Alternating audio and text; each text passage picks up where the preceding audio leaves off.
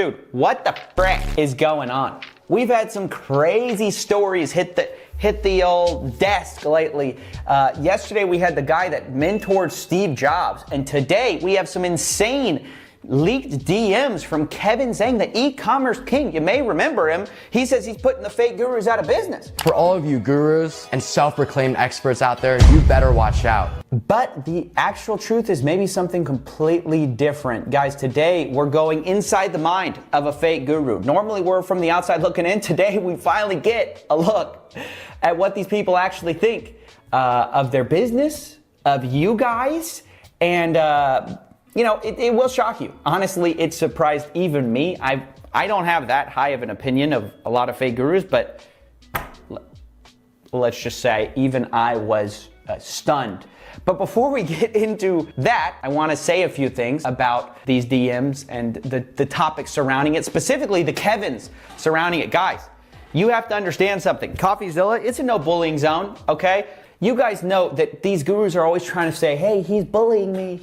We saw this with Voldemort, Kevin Voldemort. And then we have Voldemort once again asking, hey guys, did everyone report it for hateful content or abusive content, then bullying? Please reply yes, you did. We want to make sure to try to get it removed. But now we're seeing this maybe happening with Kevin Zhang as well, where, e-commerce baller, the original guy who busted Kevin Zhang, and I made a follow-up video pointing back to his video. His video's deleted now for cyberbullying and harassment. In fact, his whole channel is wiped out because YouTube's agreed with, whoever reported it and said, hey, this is cyberbullying and harassment for reporting on a scam, which is so strange, by the way, that we're the ones, on this side of the table having to make sure that we're not cyberbullying people who are literally taking other people's money, a lot of times using lies. How is it that I'm worried about being too offensive when they can just say, hey, you can make millions of dollars online, it's so easy, and then I'm in trouble for saying, hey, this guy's plagiarizing stuff, hey, this guy's... It's absolutely bizarre to me, but I guess YouTube wants to be happy, fun times all the time. So let me be clear, once and for all, this video is not attacking Kevin Zhang at all. Everything in here will be strictly about how he treats his customers and what you need to know as a potential buyer of Kevin Zhang's course. This is a consumer rights issue here. Look, trust me, there was a lot more than what I'm about to show you in these DMs, but a lot of it was personal. And to be honest, I don't really care to get into the personal stuff of Kevin Zhang's life. What we care about here on Coffeezilla are the parts that impact you as a consumer. No bullying or harassment going on here, YouTube. But secondly, I also want to say that, these DMs were not leaked by me. They were leaked initially by an insider, and then they were brought to light by e-commerce baller who made a whole video about it. But it's important you guys know I'm not just taking these DMs at face value. We went through extensive lengths to try to verify the existence of these DMs and that they were from the people they say they were from. Allegedly, these conversations happened between a few people, most notably Kevin Zhang and a business partner. And there's also a conversation between Kevin Zhang and Ballerbuster.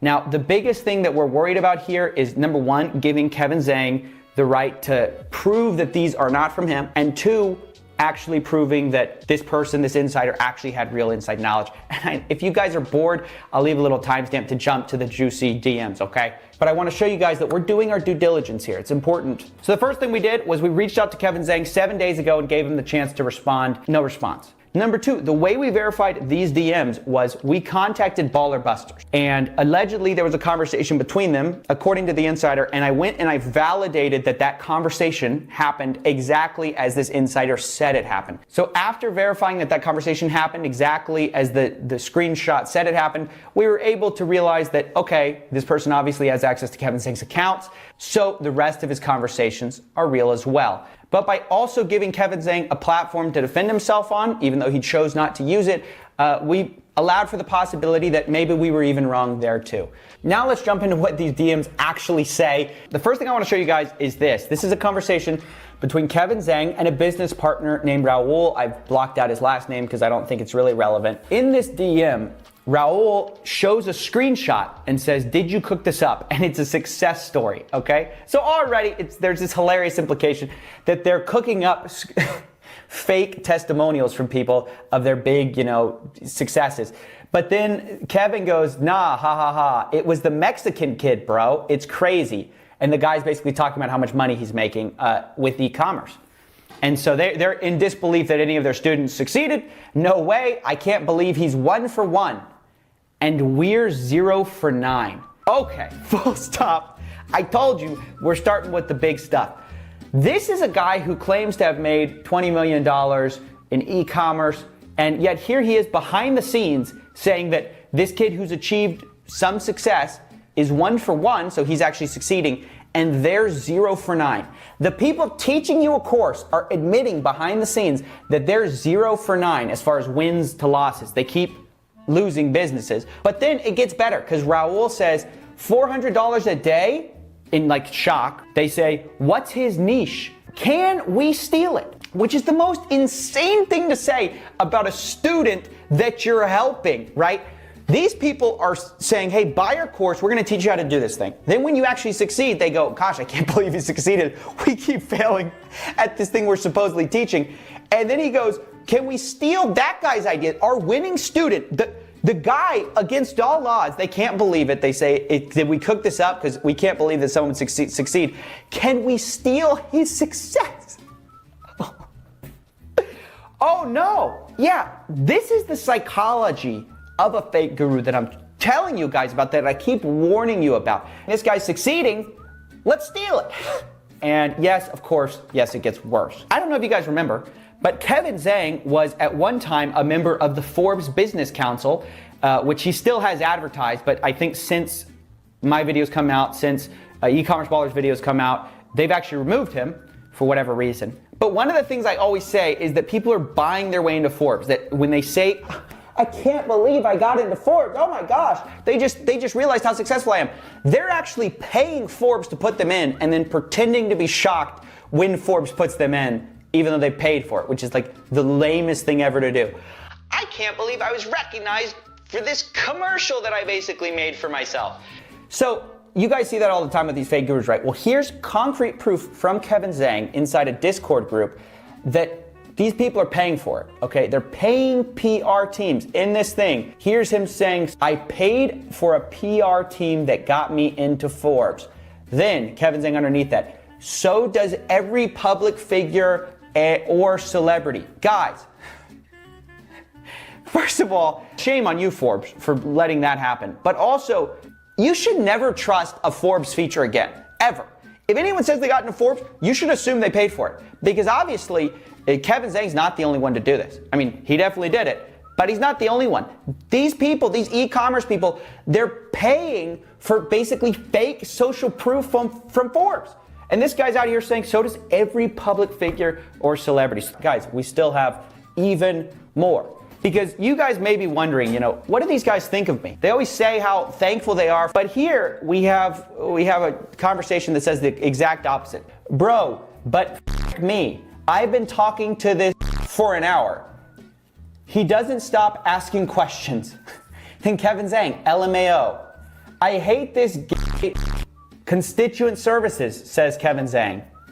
Raul, I can't believe you do this every day. Entertain these assholes. And the worst part is he's asking these questions, bro. Look, guys, this is insane. This is how they think of you guys behind the scenes. And they refer to people as cocks multiple times. That's kind of their just word for you. Just remember, like when they're publicly saying, hey man, I love you guys. Ha, ha, ha, ha, love you guys. Ha, ha, I'm here for you. They're tired of you asking questions, okay? But now I want to tell you guys about something else that truly sickened me to my stomach, thinking about all the people that are going to get scammed and thinking about the livelihoods of people who fall for this stuff. Because in here, they're complaining about the fact that courses are hard to sell these days. I hope it wasn't because of me. And now they're trying to move to something else, right? So Kevin Zhang's in here and he's talking about the fact that, this guy, Clever Investor, another YouTuber, says courses are terrible, but his private group is way too OP, even though he breaks even on his real estate. It's all about the paid groups right now that comes with retreats and this is my favorite moment right here. Because then Raul says, paid retreats and stuff, you're offering people paid retreats. He goes, hey, Kevin, but we need people who are already successful.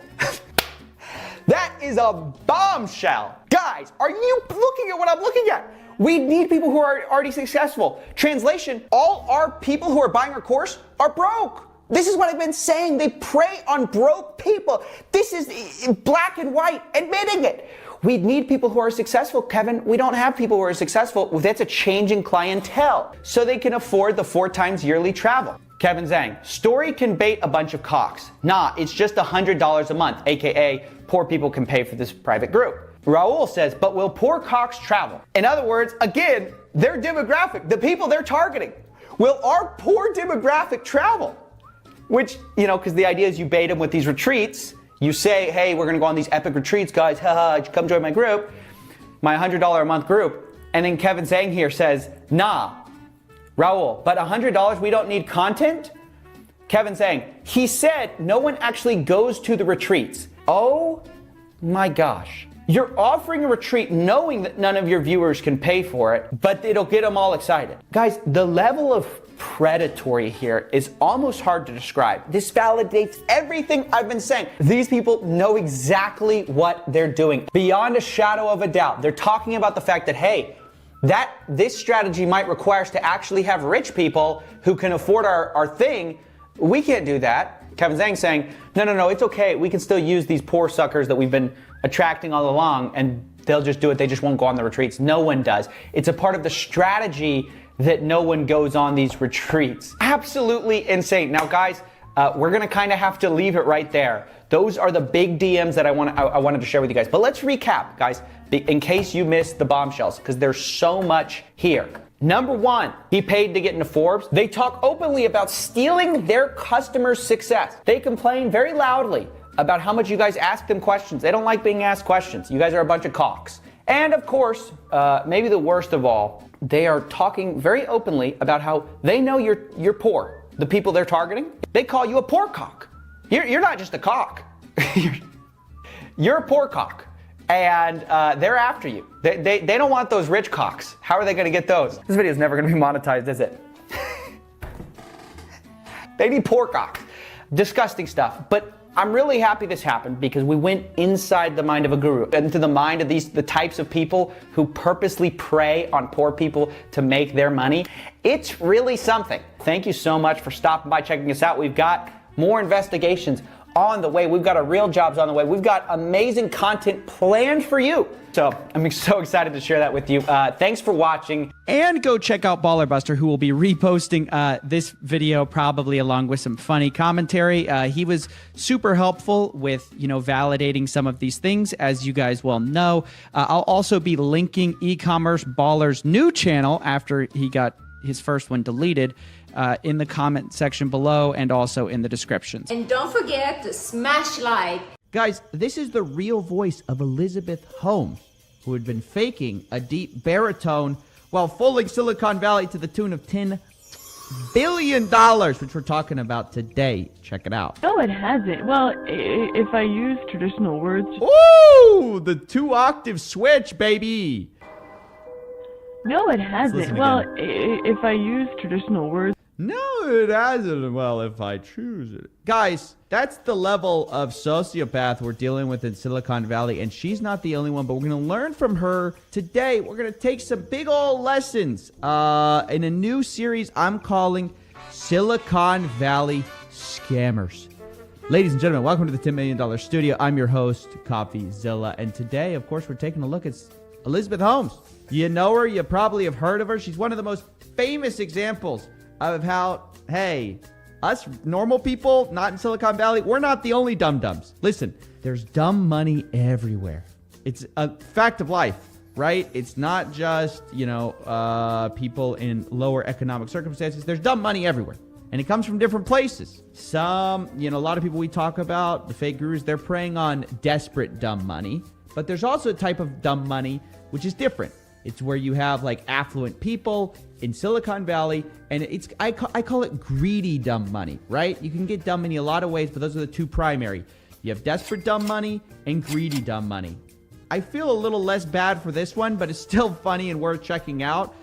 But it's important to say, listen, there's a lot of smart investors in Silicon Valley, but the problem is y'all are a little cocky in Silicon Valley. And sometimes you think, hey, we're just going to apply revolutionize the industry to every industry. They think they got a little cocky because they got us with the computer, right? They got us with Airbnb. You know, admittingly, you've had a few successes. So you're getting cocky over there. And then you're like, hey, let's, what? I don't know. What do I have on my desk? The Thin Mint, right? Like AI Thin Mints. How do we revolutionize the mug? Everything has to be revolutionized. So this was taken to blood testing, right? And there was a young woman named Elizabeth Holmes who took the Silicon Valley world by storm when she came out and she said, hey, I've got the new solution. I'm the next Steve Jobs. And you can even see it in the way she dresses. Listen, a lot of these people, they have altars to Steve Jobs in their home, and they all dress like him. But that's not the point of this video. The point is, Elizabeth Holmes comes on scene. She's a 19-year-old dropout from Stanford, chemical engineering, I think, which is, yeah, I mean, you can't trust a chemical engineer as far as you can throw them. Trust me, guys. Okay, and so she comes on, and you know what she did right? Because, I mean, this video is more about the psychology of how people got scammed. She played into all the prejudices of Silicon Valley, like the crazy backstory of a dropout who's going to revolutionize the world with her little tech idea or his tech idea. That's a total Silicon Valley thing that they just fawn over, right? And then the TED Talk, or like the wannabe TED Talk, this is TED Med. Silicon Valley, just like, you show a TED Talk, I mean, they write an empty check. They're like, how much do you want? We'll give you whatever you want. And then the cadence, oh, I love this stuff. Look at this. Look at the way she talks. I believe the individual is the answer. Dude, like pregnant pauses every sentence. There's like 12 commas in between every phrase she has. I believe, comma, comma, comma, the individual, comma, comma, comma, is the answer. And it's not like that all the way through. To the challenges of healthcare. But we can't engage the individual in changing it. What is this cadence of speech? Silicon Valley, you've gone too far. You gave this woman a $12 billion or $10 billion valuation? How? And it's not like they've learned their lesson. Look, you look at Nikola right now, dude. You know they at one point were worth more than Ford and they never sold a single car? I mean, like, nothing's changed. It's not like, oh, we found out, oh, she's a fraud. Oh, so we don't invest in frauds anymore. Dude, Silicon Valley, so much dumb money going around over there. And it's all because you guys keep falling for con people who, you know, they have vision, right? They're like envisioning the future. The problem is it doesn't exist. Like they go to their engineers and they're like, hey, I had this great idea. Like, you know, it's like something you'd think about when you're stoned. I had this great idea. Like, let's just take a tiny pinprick of blood and do 12,000 tests on it. The engineer goes, yeah, we can't do that. And they think to themselves, I'm Steve Jobs, so I'll just throw them in a room and just like let them figure it out. No. You won't.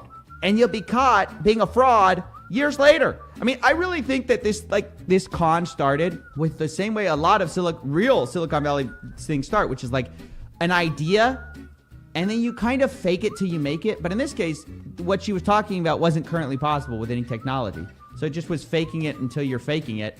And that's called fraud. Taking on investors when you're faking your technology is called fraud. But make no mistake, this happens a lot in Silicon Valley. Have access Oh, to the information they need to do so. You could make a whole speech in the pauses of her speech. There's so much space in here. What she does have going for her too is she's got that long vision. I mean, isn't this a great idea? Healthcare, where you don't have big pinpricks and like 12 vials of blood drawn. Yeah, it's a great idea. Doesn't work. All the blood scientists, apparently, I was reading, they were like, yeah, we knew that this was a fraud, but nobody really asked us. Like Silicon Valley was just pumping money into this startup. No one bothered to ask the scientists like whether this thing was possible. And listen, if you don't think I'm serious about like all you need to be a successful fraud in Silicon Valley is just like a backstory that Silicon Valley believes in. Check out what she named the machine that she was running these tests on, right? So she takes these like pinpricks of blood, right? They take this tiny little pinprick and then they ran it in a machine. Let's see if we can find this. It's called the Edison. Guys, if you don't stop investing in garbage ideas with clever little names, I'm going to lose my mind. I mean, honestly, dude, Look, do you think the market cap of Nikola would have been what it was if it wasn't named Nikola? Like, literally, that's the only reason. That's the only reason. You just give Silicon Valley people a clever name of some guy that they freaking worship. They lose their mind. It's like, hey, I'm calling this machine the Edison. Every Silicon Valley investor, I give you all my money. What? It's the Edison? Does that must mean it's as innovative as Edison? Ah! I'm constantly ragging on this, like, because it's such a problem. This is how people get scammed. People start saying, they throw buzzwords around like AI, or you know what? Honestly, when Elon Musk dies, somebody's going to create a company called Musk, and then everyone's going to buy into it, or they're going to call it like Elon, and everyone's going to buy into it just because we lionize these people, and then someone takes their name and just goes, yeah, I'm calling my thing that now. And everyone throws money at it. It's bizarre. Of course, they later realized that a lot of these systems weren't actually doing the testing they said they were. Like, they were doing testing the old-fashioned way. So they were committing fraud throughout. But I really do believe it's just a case of, having a concept, never having proof of concept, but ultimately the investors not caring. They just throw money at you because they I don't know, Silicon Valley has this disease where they think, oh, there's no such thing as like real problems with technology. I don't know. It just blows my mind. How could $10 billion have been thrown at something where nothing existed? It's all made up. It was all a fraud. This is the part that I don't understand. Like, again, it's not like we've learned from this. The company Nikola, without selling a truck, became worth more than Ford. The company Nikola, without selling a truck, had a market cap over Ford. How, guys? Look at that. Market cap is worth more than Ford. It's because there's so much dumb money that doesn't ever question, does this thing actually exist? I mean, this is like GoFundMe garbage, honestly, just at a higher level. It's the same crap that like Indiegogo people fall for, GoFundMe falls for, where they have a proof of concept that sounds great, doesn't exist, or sounds great but isn't what they're saying it is. It's just given to investors. And like, that's the amazing thing is you'd think, oh, these people are so sophisticated, whatever. But no, in fact, they can get just as greedy. They can get just as blindsided by just clever marketing. Really, that's what it ultimately comes down to. And this lady totally took advantage of that. She took advantage of the founder narrative that like every revolutionary thinker is going to be a 19-year-old, which we have to get rid of, by the way. Side note, sorry about this. Can we stop with the idea that 19-year-olds are going to save us, please? Can we stop with the idea that, hey, you know who's going to save the world? 19-year-old dropouts. No, I don't actually think they are. I mean, what? Are you kidding? Does nobody remember what it's like to be 19?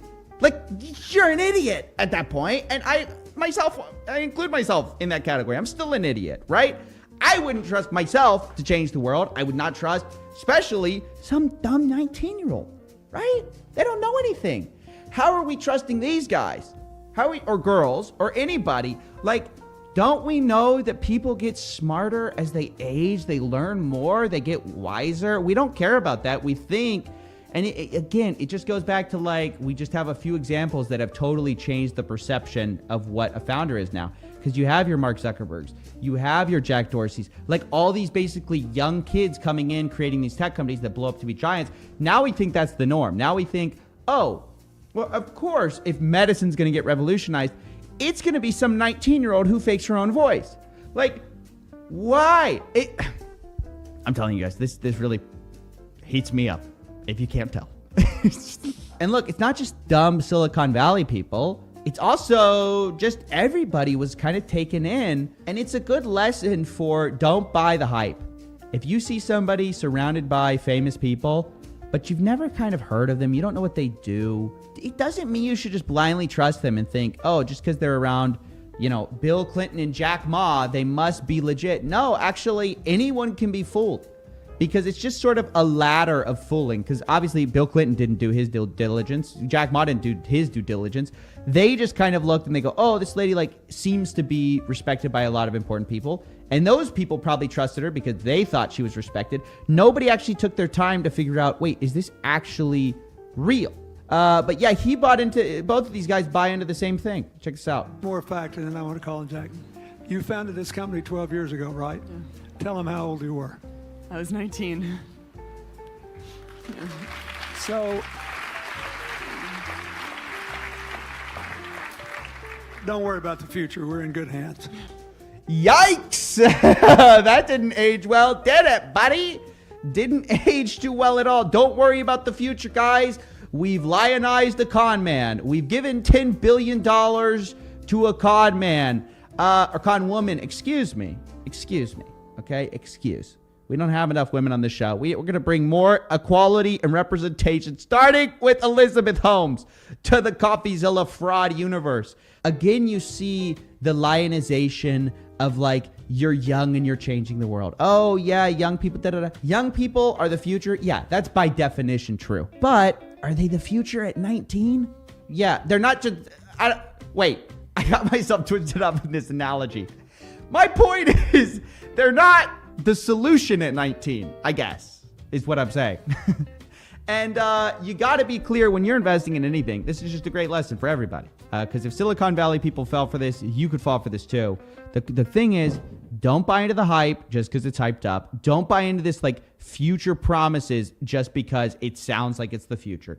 Figure out, is the technology there? It's either there or it's not. It's a binary. Instead, people looked at the clever marketing. They looked at this person who checked all the boxes of like, this is the future Steve Jobs. And she even tried to dress like Steve Jobs. Instead of looking, does the technology exist? Nobody checked. And because of that, so many people lost a lot of money. They basically just lost their shirts on Theranos. Now she's basically facing trial on several charges, criminal charges, as well as she had a bunch of civil ones as well, and she awaits trial. So that's where we stand. But I think it's an interesting retrospective on one of the all-time great cons. Welcome to the Property Investors Crash Course! How many of you here because you want to become financially free? Ready to hand that off? Felt like very much, I would even go as far to say as kind of like a religious cult. You're taking people's money, but you're not giving them the services you've promised would happen. If they hadn't have encouraged him, then maybe he'd still be here. Hey everyone, welcome to Coffeezilla. Today we have a special episode.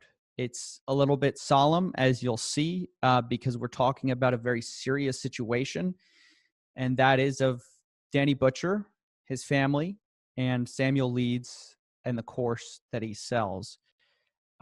Before we get into everything, I just want to say for a second that I've been talking for a very long time about the predatory aspect of fake gurus of wealth creation courses, and that they pander to people who are in desperate situations, and that often leads to very bad circumstances, which these gurus like to ignore, they like to gloss over, and they like to pretend doesn't exist in their glossy testimonials and avoidance of, frankly, their students that do not perform.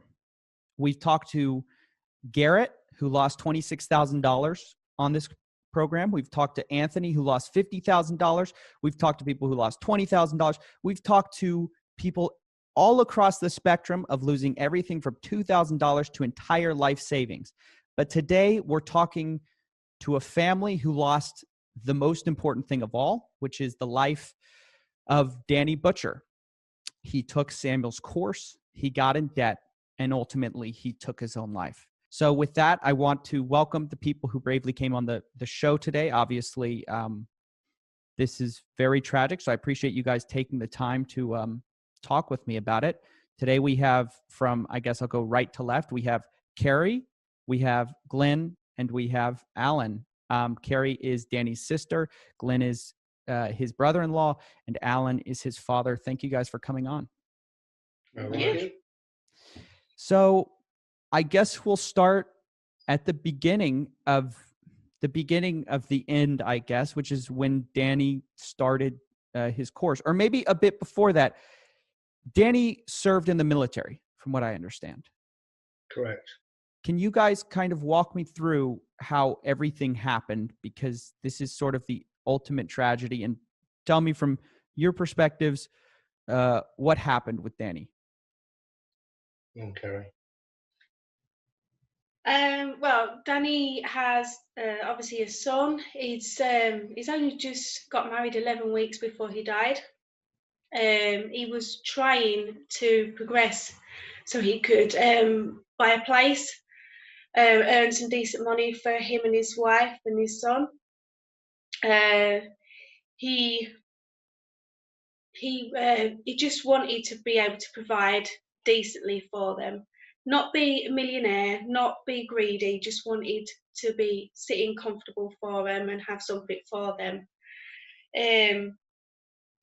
That's all he wanted. That is literally all he wanted. He had a few problems with the debt before, but when he went on the course, they were saying, you know, we can get it where you can pay off all your debts, you can end up where you're earning lots of money, lots of properties, and go from there. So he thought, oh great, I can pay these debts off, I can find a home for us, I can provide for my family. And when he went on these courses, he didn't get what he was promised. The thing is, it wasn't about greed or anything like that. Danny was he was a reserve, so he was off with the army every now and again, which was more with the army than it was civilian life. But he was lorry driving at the time, and he started doing some internet browsing, and he heard about this Samuel Leeds and his courses. And And for he everyone thought, who doesn't understand, Samuel Leeds is one of these guys, you know, promising fast success with a course. And in his case, it is a variant of what they're all promising, which is wealth. And he was offering a property course. Is that correct? yeah, he was offering property course education, basically, about how you can go about things. And Danny thought he'd done right in due diligence, as they call it, but there was nothing to say on Trustpilot at the time that this particular bloke had problems with his students. So Danny thought he'd done everything correct. He wasn't expecting overnight wealth or anything like that. He even said to me, this is a 15 to 20 year thing he's got in mind of doing. And then he goes in 100% to everything he ever did. He always put 100%. And he basically believed what they told him. And in the end, he's realised they weren't giving him the training. They weren't giving the mentorship they said they would. And he actually wrote a story about it.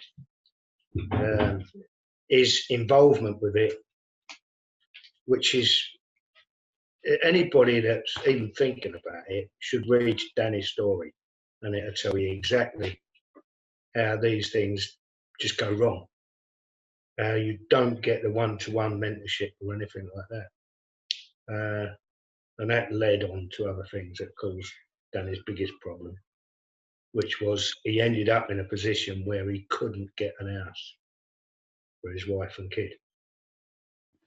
Right. So talk me through that. So he's taken the course. He's optimistic. He thinks he's done his due diligence because on the internet, it's actually surprisingly easy to manufacture social proof and hide criticisms. And so he thinks he's done his due diligence. So he goes to this thing. He signs up. Do you remember how much it cost him to sign up for the course? Glyn best take over from here because he actually went with him. Yeah, it was, the course is £12,000 to sign up if you pay in full there and then. But Danny couldn't afford to pay the full price in one go. So he did it over a few installments. And because I went to the crash course with him, while we were there on one of the breaks, he went onto his banking app, managed to take out a loan from the bank to go and pay for the first installment. So the first installment of paying for this thing, he's already in debt. Yeah, he's already in debt with that. He then goes to the back of the room, which is where they ask them all to run to the back. You know, it's like apparently the first 50 there and all that lot. They run to the back of the room. He asks if he can still go on it and will he be able to pay for his next instalment. He has to do a deal to be able to afford to do his next instalment. To which he was told, yep, it's absolutely no problem. We'll get you sorted, get you a deal for your next payment, for your next, so you can pay your next instalment of the course. So he's already like needing, I mean, he's showing all the signs of someone who should not be allowed to join a course like this, that there should be regulations against joining a course like this, because the whole thing is that they say the whole logic is, well, you're going to make so much money on the back end that the cost of the course is nothing. That's what you're convinced to believe. But the reality is if you put yourself in that position, what happens if it fails? These people take the people selling these courses take no accountability for that. Well, the other thing that happened was he'd gone to the back. They knew that he'd taken out a loan to pay for the first instalment. They never asked him any questions about whether he could afford it, but they also knew that he couldn't afford the next instalment unless he did this deal. Right. So they say, yeah, sign up. So he goes in that first installment. He's already in debt, and then he has to make this deal happen. So I imagine that puts him under an enormous amount of stress to try to make this safe life for him and his family, his new family. So what happens at that point? Basically, after he'd signed up, he'd actually got, he'd been out viewing houses, he'd been talking to people before we even went on the course, and he'd got several deals that he could source and pass on and make some money out of already set up. I know we were told on the crash course that the deals could be put through Alistair's company. As far as I know, this has also been said online. Yeah, because Danny wasn't compliant to do deal sourcing. So they said because he wasn't compliant, they could put it through Alistair's company, and then Danny could get paid out of that. So basically, don't worry about the fact you're not compliant. We'll figure it out for you. We have a way for you to do this. Just exactly. Okay. But of course, then what happens is they backtrack on that and say, no, you can only do that if you come along to another course and get yourself compliant. So it's more money. Yeah. So it's just an upsell into something else. Now you got to pay more money. Yeah, exactly. £12,000 wasn't enough. No. So he lost them deals because he couldn't do anything with them. He lost them deals. So he lost the deals.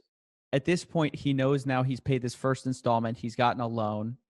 He's in a worse place than when he started. What's the date on this? When was this? Where are we at? That was March when he signed up. Right. That was March when he signed up. The second lot of last year, yeah. Then he wanted to pay for the next lot of deals. He was for the next instalments. He needed the deals, so he messaged everybody he could possibly message. Tried to get in with all the people that are with Samuel. He's messaged everybody. You know, how can I improve? What can I do? What about this deal? What about that deal? He's literally messaged everybody he can possibly basically say, I'm actually there and I want to progress. I want to do it. Right. I want to put in the work. Exactly. But obviously that deal never came along. So then his next instalment, he had to get another loan out to pay for that. And then his third instalment, he couldn't pay again. So when he went back to the bank, they said no, because he'd already got 2 loans out in such a short period of time. So his wife ended up having to get the third lot of instalment out for him. And in the middle of all this, he was supposed to go on the deal finding extravaganza course, where it says in the crash course that you're supposed to be guaranteed to get a deal by the end of the day. And he never did. So that's just not true. No, well, the second course, and it's not just Danny, there's quite a few people who've been online and said you go on the second course and it's basically the same as the crash course, which is free, you know. So they're really not getting any help at all. And meanwhile, they're plunging into debt. Oh, yeah. So then they go back again and they say, well, yeah, but to do that, you need this course. So then he gets into the third lot. And this is just lining Samuel Leeds' pockets here. Oh, yeah. I mean, that's the winner of this situation. So Danny goes, I believe he went a total of how much in debt during this process of becoming wealthy as he thought he was. How much in debt was he ultimately? Well, when we've looked at it, he paid 13.5 because they charge you £1,500 for the privilege of paying in bits. Right. So if you can't afford it, you have to pay more. Yeah. And then the irony, because of the travelling round and everything he's done to the courses and the hotel rooms, hotels and everything else, it comes up to close 18 grand. £18,000. £18,000. And in the meantime, they was actually inviting him to other courses to help mentor other people. Yeah, exactly. He was told to mentor other people, even though he's just plunged into debt. He was supposed to help them get deals. And yet they wouldn't help him get a deal. But of course, he can't help them get a deal. He's not qualified. Yeah, he in fact, I honestly, that makes me speechless. I'm actually speechless at that. Now, Danny at this point, you know, he's just gotten married. He's got, I believe you said he has a son. Yeah. He finds himself going from basically the ground floor thinking, well, it can't get worse. Let me pull myself up and trust one of these people, and finds himself now in the hole, £18,000, no better off than he was before. And he just feels helpless. He feels like there's no way out. Well, the worst thing about it is he's doing this all to try and make a home for his family. Right. Then to find that he can't get a home because now, obviously, he can't get a mortgage. He can't borrow any money to buy a place.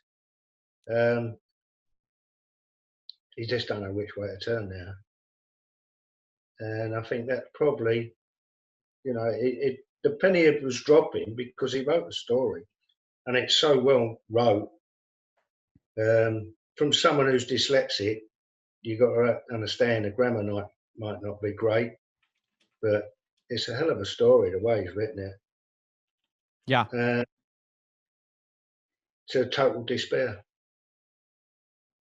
I think that I've heard this situation not just from Danny, but from multiple people about when they get in this kind of debt and all they wanted to do was get themselves out of debt. Yeah. That leads to despair more than just normally getting in debt does, because you feel like you've done everything you possibly can. And this ultimately brings us to October, I guess. Yeah. When did you guys first hear the news? Do you guys remember seeing signs? I mean, was he talking about being in debt in Samuel's course? I spoke to him a couple of days before. I went and had a look at another. He was still trying hard. He said, "Will you come and have a look at this building, Dad? Because I've been a joiner. I've got some knowledge he might not have had." We went and looked at it. It didn't look well, but I still didn't think he'd do anything like that. And we arranged to meet on the Monday because he had another property he wanted me to look at for other investors. Right, so he supposedly was going to get paid from them for doing the legwork for him, doing the survey as such.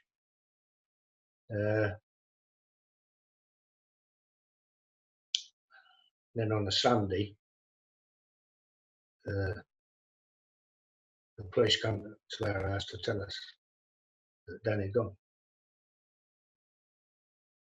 So, if you think about it retrospectively, the signs are there, but you just don't see it. You just think he was still. I spoke to him on the Saturday. He was driving home, and he was right upbeat. He says, "Oh, Dad, I've come to the conclusion, like, I ain't, it's going to take me a couple of years to get straight, but we'll be all right." And he sounded a bit upbeat, and that was on the Saturday. And then obviously Sunday morning he was gone.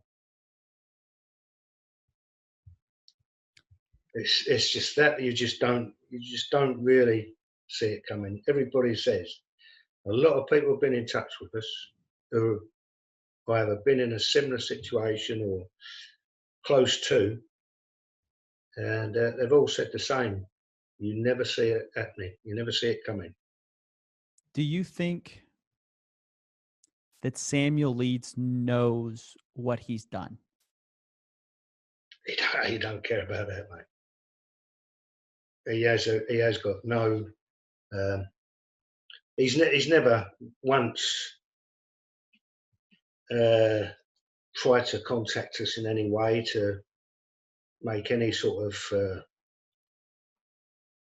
in touch with us in any way, offer his wife any words of comfort of any sort.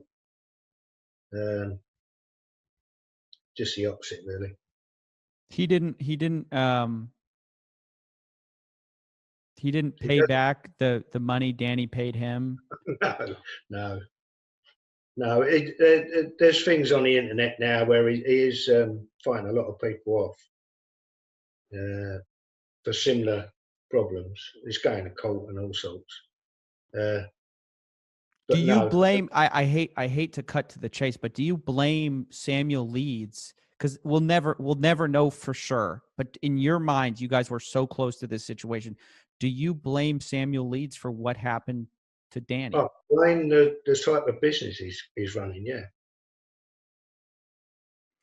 he himself is blind to other people's feelings. That's total. He's a narcissist.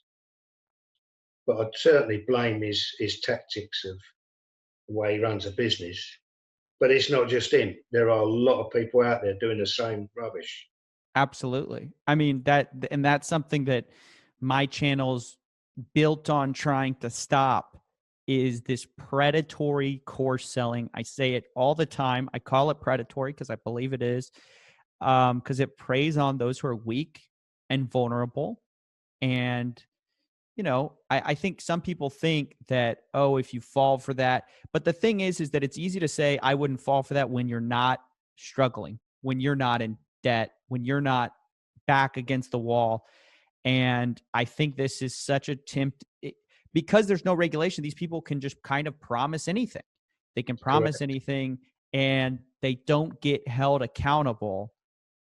So something that impressed me about, the response to Danny's situation, something that,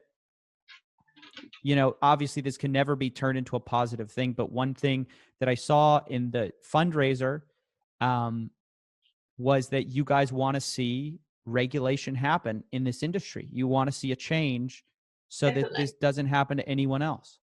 Oh yeah, yeah, absolutely. I mean, there's been loads of people in touch with us. That some have actually said they was close to the position Danny was in, and reading his story actually snapped him out of it, if you like. There's another soldier, Andrew Hill, I believe his name, but similar thing, and he quotes exactly the same sort of thing as Danny told us that was happening. But there's thousands now involved, and that's really all we can do for Danny is push for regulation to stop this sort of scamming, if you like. I don't know what other word you would call it. I like that word. And we've set up a petition to try and get it regulated, this kind of thing over here in the UK. That'd be nice if it went more worldwide, but we've set up a petition here to try and get it regulated. I'll link that. What is the petition? Do you know the web address? I can send it over to you. That's fine. For everyone watching, it'll be in the link below. Is Danny Butcher's widow still in debt from this whole thing? No. Okay. No, because thousands of people actually come forward and put money into a pot and paid it all off, or what the bank has written off. So through the kindness of other people, they've put a zero debt. And that they weren't together when they were in that position. It would never have happened. We're really grateful for the sort of support getting. I'm also grateful for that. Yeah, I didn't know the full status because I was looking at the fundraisers. I was trying to keep up with that as well. So I'm glad to hear that. Yeah, people stepped up, and this is such a tough situation for me because on the one hand, you want to honor the memory and you also want to inspire change.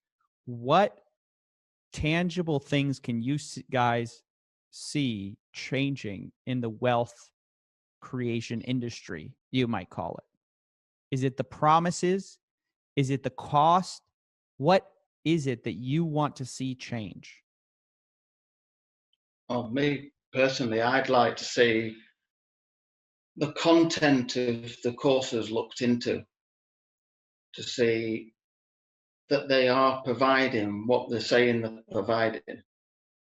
Because from what I've seen that Danny got from Samuel Leader's course, there was very little course content that hadn't been gone over in the free crash course that I'd been to. Now, I believe that people should be able to go in and see what they're actually teaching, pretty much like most education places over here do. Right. Don't hide the one wealth secret or whatever they're saying. You have to be able to kind of back up what you're saying. Yeah, prove it. Yeah, there needs to be a standard of the same as you go to university or a school. There's standards that they have to keep to. You go to university, you pay money, and yes, you have a debt, but you've received an education that should, with hard work, open up other doors for you. To pay for an education you don't receive is ludicrous. So with regulation, you can say, right, if you can't guarantee that you're going to actually show what education you're going to give, you can't operate. To protect people from, like I say, scammers, basically. I totally agree. What one tragic thing about this is that the victims of these scams tend to be poor. They tend to be they don't have like legislative tools at their disposal. If this was happening to a bunch of rich people, you know this would have been legislated out of existence a long time ago. But it feels like, especially here, I'm more aware of the American situation. You know, a lot of times these people say, well, if they didn't like my course so much, why don't they just sue me? The guru or whoever will say that. And the answer is always, well, they don't have money to do it. And you have to pay to sue. And they have all your money now. You're in debt. You don't even have any recourse to going after and getting your money back. I mean, what gets me is that you can sell a $12,000 course and have nothing to show for it, and you can sell to somebody who has no money to pay for it. That is mind-blowing, that you can put someone deep in debt who has nothing going right now, and you can promise them the world, and you're not held accountable at all. Now, is Samuel Leeds still doing business in the UK? Yeah. And doing it the same way as well. And he's not changed one iota of his methods. In fact, he is under a lot of pressure at the moment from the internet, where, as I say, there are so many people come forward now since Danny's death, saying they've suffered the same thing, but a lot of people are embarrassed to admit they got ripped off, so they don't come forward. Well, since Danny's death, a hell of a lot of people have, and it is going to court with what they call a class action. That's a number of people. I don't know how you say it in the States. We call it a class action as well, yeah. All right, okay, so you know exactly what I mean. That's going forward, and hopefully that will go forward on other people who are doing the same thing. I hope people realise they don't need to be embarrassed. They need to stand up and get their money back, or get value for their money. How does it feel to know that Samuel Leeds is still doing the exact same thing he's been doing, and he's still operating the exact same way? I can't imagine. I can't imagine. That's hard to say on there. Well, it just goes to show he has no remorse of what he's actually done, doesn't it?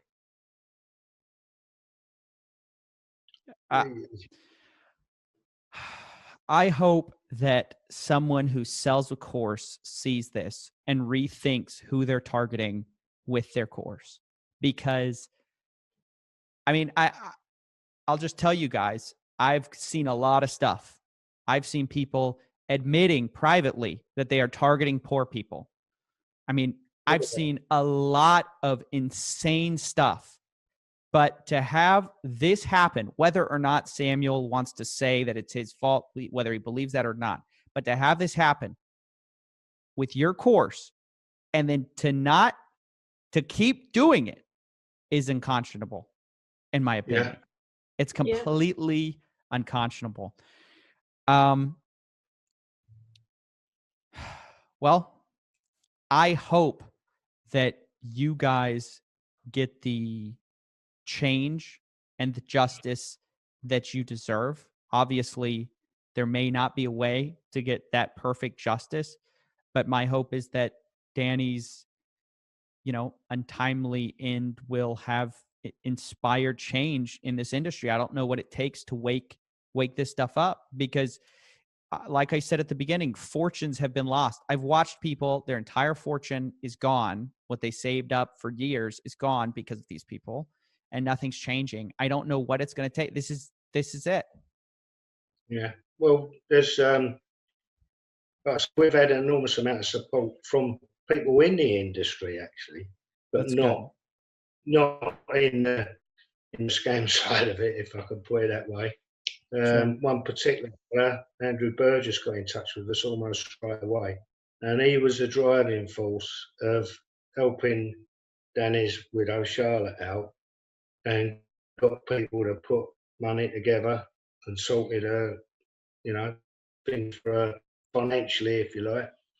And he's also got masses of information on Samuel Leeds and quite a few others. He's quite knowledgeable. I believe he's run a few so- videos about Samuel as well, Oh right? yeah, I'll link a few of he's those been below. brilliant. He's also pushed. We've started a registered charity in Danny's name, and that's to help over here the homeless, veterans, and any of what we think are deserving charities. So as we get money in, as a deserving charity comes up, we think we can help. And he's one of the trustees, along with myself and Carrie. So that's all the work in bringing that to be registered has been through him. He's been brilliant. Can't thank him enough, to be honest. I'm glad you shouted him out. Yeah. Yeah. He's well worth getting in touch with. Absolutely. We'll be linking the charity as well if you want to send me that link, Carrie. Yeah, for sure. Yeah. And I don't know, is there anything else you guys wanted to say? I didn't want to make this, super long. I didn't want to sort of belabor it. I wanted to get Danny's story out there, and I wanted to get the family story out there. Obviously, you guys are sort of his living memory. So is there anything else you guys wanted to say? No. No, just help us to get it regulated more than anything. We need it regulating. That's the be all and end all at the moment. It's the only thing we can do for Danny now is to push for that regulation and hopefully stop anybody else getting to that situation. And I'd like to just say thank you to you for allowing us to get it out there, hopefully even more. Absolutely. I'm happy to do it. I know this has been a long time in the making. And yeah, I thank you guys for coming on. Thanks to all of you who are watching. Sorry that it was very solemn, but I think it's important as we look at this industry that we show the very damaging sides, the predatory sides of this industry. So thanks for watching, everybody.